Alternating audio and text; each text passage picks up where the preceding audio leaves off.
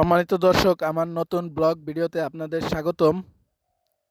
সবার প্রথমে দেখানোর চেষ্টা করব ফরিদপুর জেলা এবং ভাঙ্গা থানার খুব সুন্দর ছোট একটি বিল্ডিং।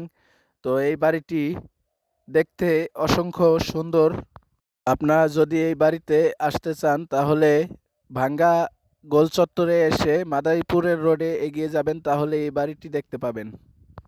এখন আপনাদেরকে নিয়ে আসলাম ফরিদপুর জেলা এবং ভাঙ্গা থানার আরও একটি ছোট বাড়িতে।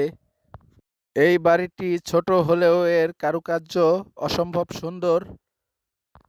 এই বাড়িটি দেখতে হলে আপনাদের আসতে হবে পুকুরিয়া বাস স্ট্যান্ড, তাহলে এই বাড়িটি দেখতে পেয়ে যাবেন। এখন আপনাদের দেখানোর চেষ্টা করব কবি সুকান্ত ভট্টাচার্যের বাড়ি।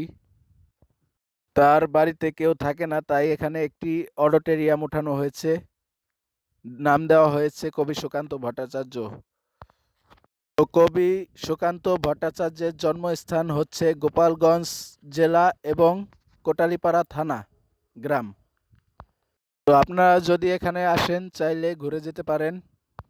তার এই অডিটোরিয়ামের পাশে একটি চিড়িয়াখানাও রয়েছে। এখন আপনাদের দেখানোর চেষ্টা করব খুব সুন্দর একটি আর্জেন্টিনা বাড়ি। তো কোনো এক ভাই আর্জেন্টিনাকে ভালোবেসে এই বাড়িটি তৈরি করেছেন। তো এই বাড়িটি নড়াইল জেলার কালিয়া থানায় অবস্থিত। তো দর্শকবৃন্দ, ভিডিওটা যদি ভালো লাগে, এরকম আরও নতুন নতুন ভিডিও পেতে আমার চ্যানেলটিকে একটি সাবস্ক্রাইব করে দেবেন, তাহলে নতুন নতুন ভিডিও আপনাদের সামনে চলে আসবে। এই ভিডিওতে আমার চ্যানেলের নাম সম্পূর্ণভাবে দেওয়া আছে। এখন আপনাদের দেখানোর চেষ্টা করছি খুলনা জেলার খুব সুন্দর ছোট একটি নদী। এই নদীটির নাম হচ্ছে পেরোলি নদী।